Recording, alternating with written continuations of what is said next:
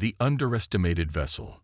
The Artemis hung in space like a metallic predator, all sharp angles and exposed radiators, where other species' vessels displayed smooth, uninterrupted hulls.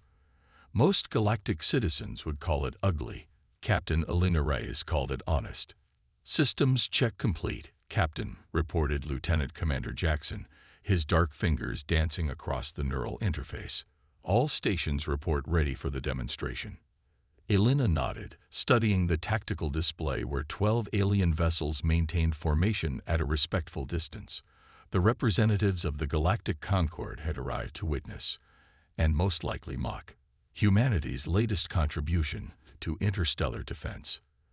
"They're hailing us, Captain," Communications Officer Patil announced. "Admiral Skathal of the Concord Oversight Committee requests permission to board for inspection before the exercises begin." Elena suppressed a sigh. "Granted. Prepare the reception bay for Thalassian atmosphere requirements." The viewport displayed the approaching diplomatic shuttle, a gleaming silver teardrop that seemed to glide through space without effort. The Thalassians, like most advanced species in the Concord, employed quantum displacement drives that bent space rather than pushing against it. Humanity's fusion propulsion systems were considered quaint at best, dangerous relics at worst. Admiral Skathal moved with the fluid grace typical of his aquatic species, flanked by representatives from 6 other Concord races. His large, multifaceted eyes scanned the Artemis reception bay with poorly concealed disdain. "Captain Reyes," he gurgled through his translation device, "I appreciate your accommodation of this inspection. The Concord is concerned about humanity's participation in joint defense operations given your technological limitations." Elena maintained her diplomatic smile. "The Artemis may surprise you, Admiral. We've developed several innovations specifically suited to our understanding of physics." Indeed, the Thalassian's skin rippled, and what Elena had learned was amusement. "Your species has always displayed remarkable creativity within your constraints. However, the upcoming exercises involve rapid response to simulated threats. Modern conflicts occur at superluminal speeds, without quantum displacement capabilities. We understand the parameters," Elena interrupted gently. "Perhaps you'd like to see our bridge before we begin." The tour was predictably uncomfortable.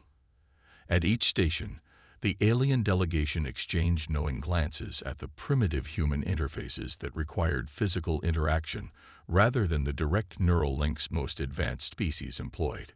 "Your reactor system relies on fusion?" asked the Volucri representative, her feathered crest flattening in concern. "The energy density seems insufficient for combat operations." Chief Engineer Takahashi smiled enigmatically. "We've made some modifications to the traditional helium-3 catalyzed reaction. Our power output is adequate." "And your weapons systems?" inquired Admiral Skathal. "I notice a lack of quantum disruptors or phase cannons." Weapons Officer Rodriguez straightened. "The Artemis employs kinetic impactors and guided munitions. Sometimes the oldest solutions remain effective." The Admiral's skin darkened in the Thalassian equivalent of a dismissive snort.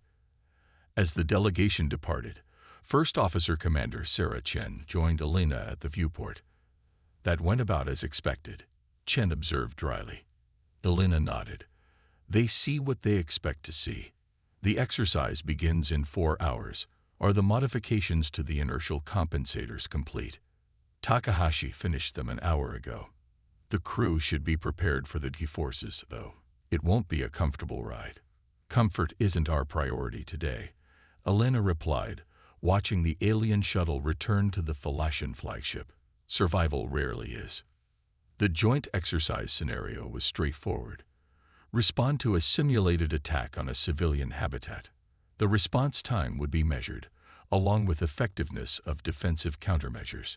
12 ships would participate, 11 representing the most advanced Concord species, and the Artemis. Elena studied the starting positions.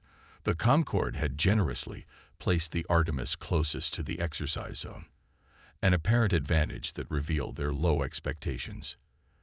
"They think we need a head start," Chen observed. "Let them think whatever they want. Alina replied. "All stations, prepare for emergency acceleration on my mark." The countdown appeared on the tactical display. 3 minutes until the exercise began. "Captain," Rodriguez called from weapons, "I'm detecting unusual radiation signatures from the exercise zone. These readings don't match the simulation parameters." Alina frowned. "Verify and confirm." "Confirmed, Captain." "Those are weapons signatures. Actual weapons. The civilian habitat is under genuine attack." The bridge fell silent as implications sank in. The exercise had somehow become real, or perhaps had been designed as a trap all along. "Alert the Concorde fleet," Alina ordered. "Transmit our sensor data." "Navigation. Plot and intercept course." "Takahashi, prepare the drive for emergency burn." The exercise countdown still showed 90 seconds when Alina made her decision. "We're not waiting," she announced. "All hands, secure for extreme acceleration. Engage the Shaw drive." Commander Chen transmitted the alert to the Concorde vessels as the Artemis's engines roared to life. What happened next would change the galaxy's perception of human technology forever. The Artemis didn't simply accelerate. It vanished in a flash of blue-shifted light, leaving behind a rapidly fading ion trail and very confused alien observers. At the habitat, 3 unmarked vessels of Draxian design were systematically disabling the station's defenses. The attack was precisely coordinated and clearly intended to appear as a pirate raid rather than the military operation it actually was. They never saw the Artemis coming. The human vessel materialized less than 5 kilometers from the lead attacker, conventional weapons already tracking targets. What the Artemis lacked in exotic energy weapons, it made up for in overwhelming kinetic force. Tungsten rods accelerated to a significant fraction of light speed, tore through the first Draxian ship before its sensors could even register the human vessel's arrival. Inside the Artemis, the crew endured crushing forces despite the enhanced inertial compensators. The Shaw drive, humanity's classified response to quantum displacement technology, worked on fundamentally different principles. Instead of bending space, it compressed time in a localized field, allowing the ship to cross vast distances using conventional engines, while only seconds passed for outside observers. The remaining Draxian vessels attempted to regroup, their quantum displacement drives powering up to execute an emergency jump. They were too slow. The Artemis executed a maneuver that should have been physically impossible, pivoting in space without the expected inertial drift. A second volley of kinetic impactors shattered the weapons arrays of both ships. "Target vessels disabled, Captain," Rodriguez reported, his voice strained from the G-forces. "The habitat's structural integrity is holding." Alina nodded grimly. "Maintain position." "How long until the Concorde vessels arrive?" "At their current acceleration," Chen answered, "approximately 17 minutes. "Open a channel to the disabled vessels," Alina ordered. "Let's find out what this was really about." As Paddle established communications, the tactical display updated to show the approaching Concorde fleet.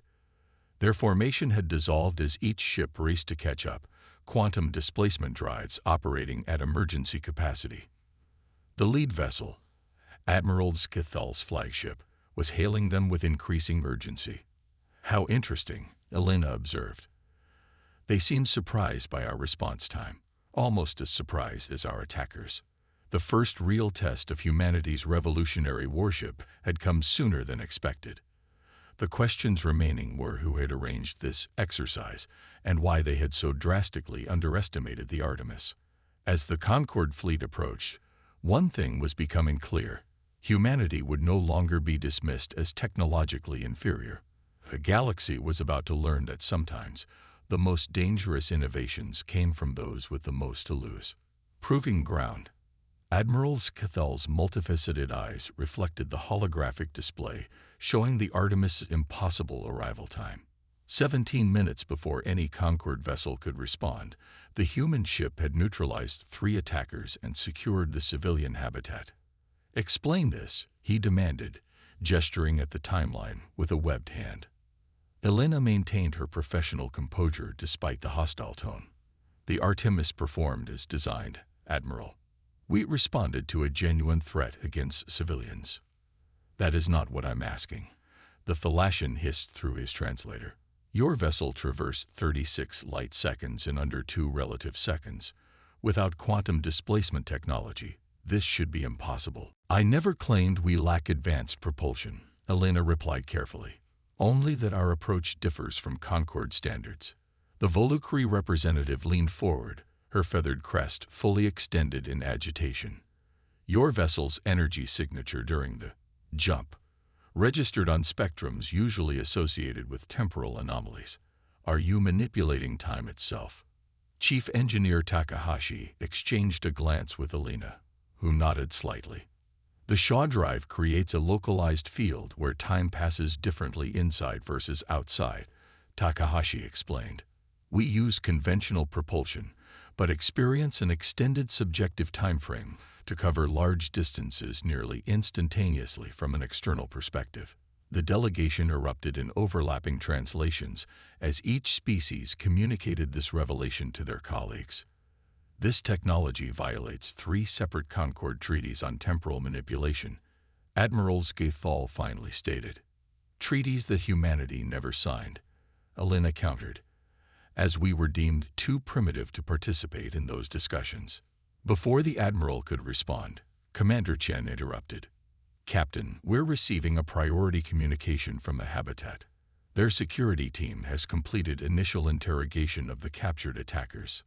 Put it through, Elena ordered. The Habitat's security chief, a grim-faced woman with the Martian colonial accent, appeared on screen.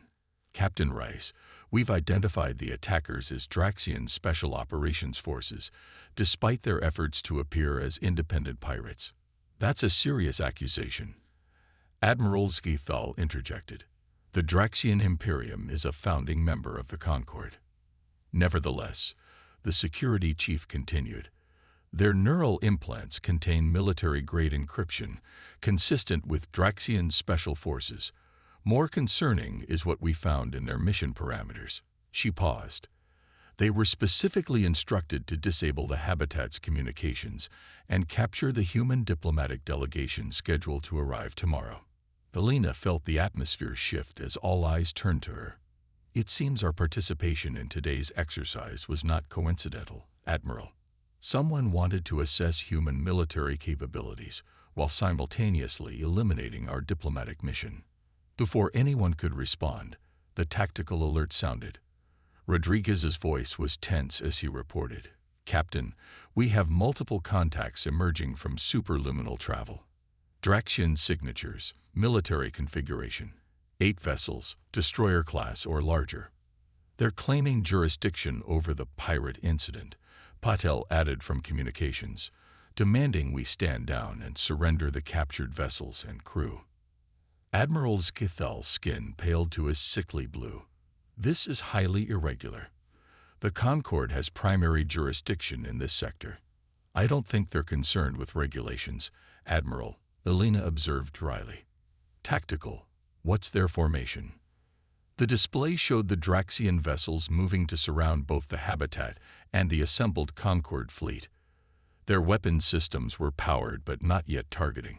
A show of force, Commander Chen assessed.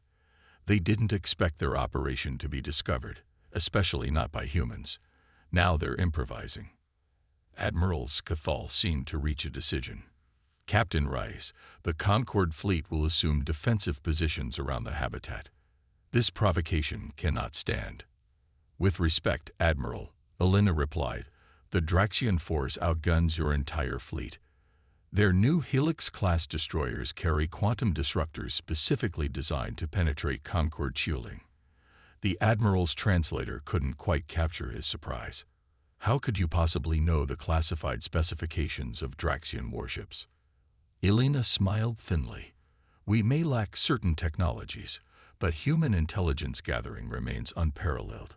The Artemis was designed with these threats in mind. The Draxian commander, a reptilian humanoid with ceremonial facial scarring, appeared on the main communication channel. This is High Captain Vex Corps of the Imperium. The criminals you are harboring attacked a Draxian research vessel. Surrender them immediately or face the consequences of your obstruction. Admiral Scathel began a diplomatic response, but Elena cut the transmission. They're positioning for an alpha strike, she explained at the Admiral's outraged expression. Standard Draxian tactic. Engage in negotiations while maneuvering for optimal firing positions. The Concorde cannot fire first, the Admiral protested. Our defensive protocols will get everyone killed, Elena finished. Admiral, I respectfully suggest you withdraw your vessels to minimum safe distance and leave the habitat defenseless. Absolutely not. Elena exchanged glances with her bridge crew. Then I suggest you prepare for unexpected maneuvers. Tactical, designate primary targets. Engineer, prepare the Shaw drive for combat configuration. While the Concorde vessels arrange themselves in a defensive formation, the Artemis powered down all non-essential systems, appearing to drift slightly from its position. They're not even watching us anymore, Rodriguez noted. All Draxian targeting systems are focused on the Concorde flagship. They think we're irrelevant. Elena replied. Let's use that. Status of the modified Shaw field. Takahashi's voice was steady despite the tension. Ready, Captain. Localized field can be extended for 15 seconds before risking drive stability. The Draxian vessels had nearly completed their encirclement when Elena gave the order. Execute attack pattern Shiva. What happened next would be studied in military academies across the galaxy for centuries.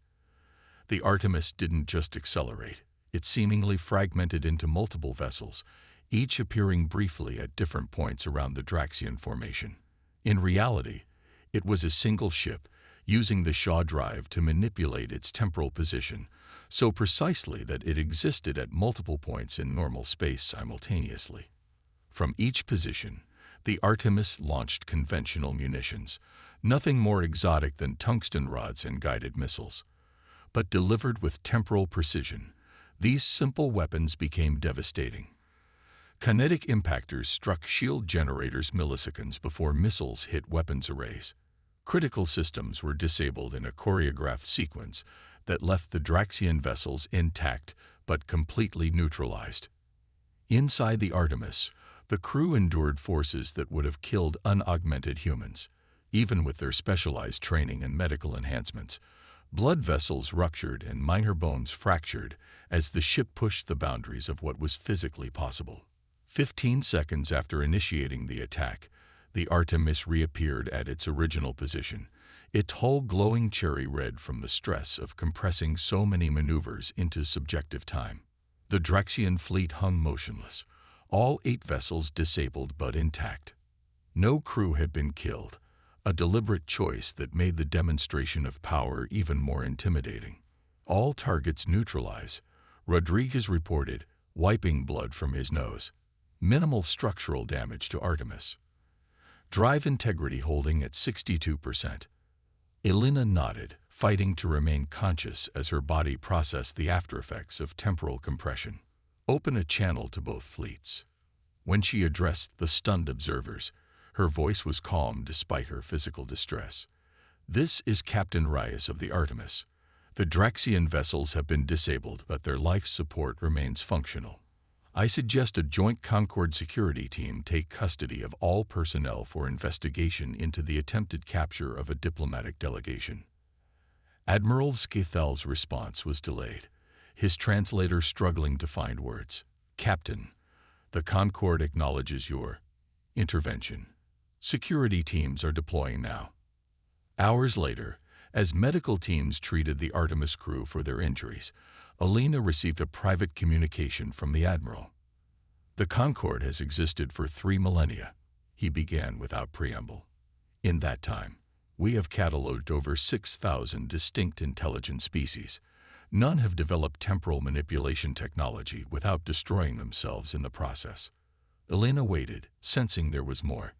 Yet humans, without access to quantum physics as we understand it, have not only developed this capability, but weaponized it in ways we never imagined possible. The Admiral's multifaceted eyes studied her carefully. The treaties prohibiting temporal technology weren't created out of arrogance, Captain, but fear. Fear is rarely a good foundation for policy, Admiral, Elena replied.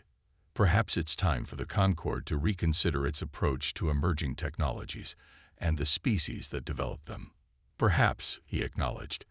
The Diplomatic Council has requested an emergency session to discuss humanity's status within the Concord. Your demonstration today has changed many perspectives. As the Admiral's transmission ended, Commander Chen joined Elena in the medical bay, her arm in a regeneration cast. Was it worth it? She asked quietly. Revealing our capabilities so dramatically. Helena considered the question seriously. Someone in the Draxian hierarchy knew enough about our diplomatic mission to target it specifically. That suggests they also knew about the Shaw drive, or at least suspected what we were developing. Hiding it further would only have delayed the inevitable confrontation. And now the galaxy knows that humanity may lack certain technologies, but we are far from defenseless. Elena smiled grimly. More importantly, they know that underestimating us comes with consequences. As the Artemis underwent emergency repairs, diplomatic channels across the galaxy buzzed with news of the human vessel that had single-handedly neutralized a Draxian battle group. Some reports exaggerated, claiming thousands of human ships with similar capabilities waited in reserve. Others focused on the terrifying implications of weaponized temporal manipulation. What none questioned was humanity's place at the galactic table. The species once dismissed as primitive had revealed itself as anything but. In developing along an entirely different technological path, born of necessity and innovation, rather than following established principles, humans had created something the Concord had never seen before. The fastest warship in the galaxy hadn't just redefined the rules of interstellar combat. It had forced an entire civilization to reconsider what technology could be and which species would shape the future.